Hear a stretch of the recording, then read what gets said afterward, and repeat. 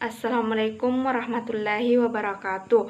Perkenalkan, nama saya Sarah Hendriani, NIM 2003111024. Saya akan menjelaskan pengertian murabaha. Pengertian murabaha adalah akad kerjasama usaha antara dua pihak di mana pihak pertama atau sahibul mal menyediakan seluruh modal, sedangkan pihak lainnya menjadi pengelola. Adapun pengertian murabaha secara bahasa, murabaha berasal dari kata abdarabul fil ardi, yaitu berpergian untuk usaha dagang. Pengertian murabaha secara istilah terminologi, para ulama fikih mendefinisikan murabaha sebagai pemilik modal atau investor menyerahkan modalnya kepada pekerja atau pedagang untuk diperdagangkan, sedangkan keuntungan dagang itu menjadi milik bersama dan dibagi menurut kesepakatan di awal. Murabaha merupakan salah satu bentuk kerjasama antara Rab al-Mal atau investor dengan seorang pihak kedua atau mudarib yang berfungsi sebagai pengelola dalam perdagangan. Salah satu ciri utama dari kontrak mudarabah adalah bahwa keuntungan jika ada akan dibagi antara investor dan mudarib berdasarkan proporsi yang telah disepakati sebelumnya. Kerugian jika ada akan ditanggung oleh investor sendiri. Kedua, dasar hukum murabaha.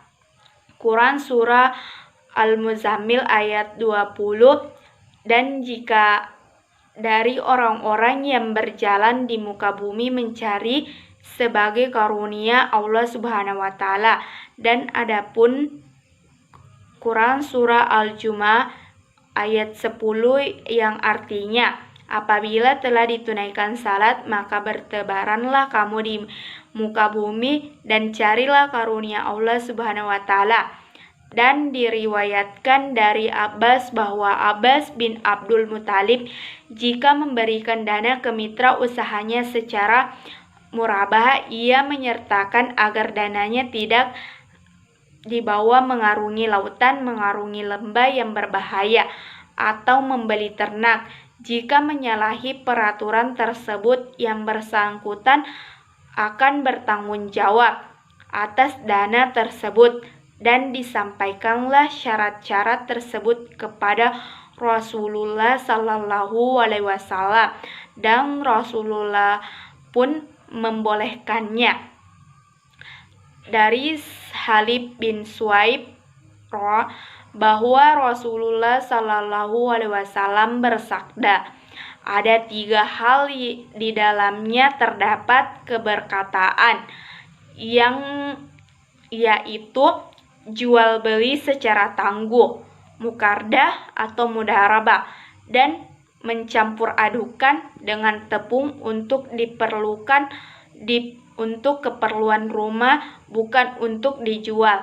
Perkenalkan, nama saya Aidil Fitrianti, NIM 2003111031.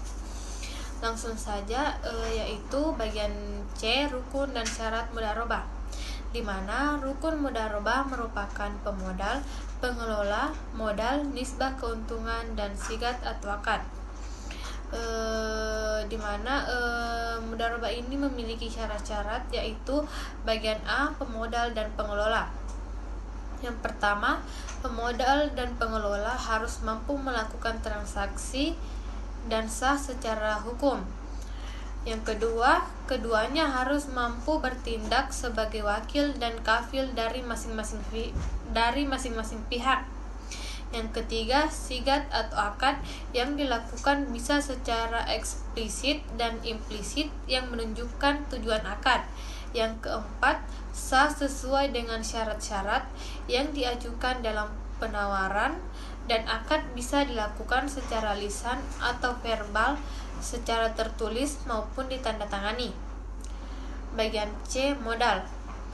di mana modal merupakan sejumlah uang yang diberikan oleh penyedia dana kepada pengelola untuk tujuan menginvestasikannya dalam bentuk aktivitas mudharabah. Untuk itu, modal disyaratkan harus yang pertama dinyatakan dengan jelas jumlah dan jenisnya, yaitu mata uang. Apabila modal berbentuk barang, maka barang tersebut harus dihargakan dengan harga semasa dalam uang yang beredar atau sejenisnya. Yang kedua, harus berbentuk tunai, bukan piutang. Namun sebagai ulama membolehkan modal mudharabah berbentuk aset perdagangan, misalnya inventory. Yang ketiga, harus diserahkan kepada mudarib untuk memungkinkan melakukan usaha. Selanjutnya bagian C, keuntungan, di mana keuntungan itu sendiri merupakan jumlah yang didapat sebagai kelebihan dari modal. Keuntungan adalah tujuan akhir mudharabah, di mana keuntungan ini disyaratkan yang pertama harus dibagi untuk kedua belah pihak. Yang kedua, pembagian keuntungan harus dinyatakan dalam persentase dari keuntungan yang mungkin dihasilkannya nanti. Yang ketiga, nisbah harus dicapai melalui negosiasi dan dituangkan dalam kontrak. Yang keempat, waktu pembagian keuntungan dilakukan setelah mudarib, pengembalian seluruh atau sebagian modal kepada sahibul mal. Yang kelima, jika jangka waktu akad mudharabah relatif lama sehingga keuntungan dapat disepakati untuk ditinjau dari waktu ke waktu. Yang keenam, jika penentuan keuangan dihitung berdasarkan keuntungan kotor, biaya-biaya yang timbul disepakati oleh kedua belah pihak karena dapat mempengaruhi nilai keuntungan. Selanjutnya yaitu jenis-jenis mudharabah secara umum, di mana mudharabah terbagi menjadi dua jenis, yaitu yang pertama al-mudharabah al-mutlaqah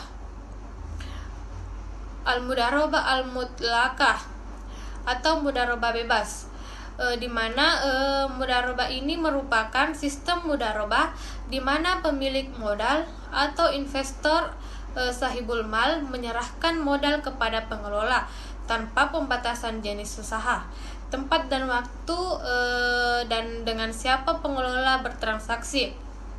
Yang kedua, al-mudharabah al-muqayyadah atau mudharabah terbatas, di mana mudharabah ini merupakan pemilik modal atau investor menyerahkan modal kepada pengelola dan menentukan jenis usaha atau tempat, waktu atau orang yang akan bertransaksi dengan mudarib. Baik, saya Maharani Aulia Bahar, NIM 2003110018 akan melanjutkan materi selanjutnya, yaitu mengenai skema pembiayaan mudharabah.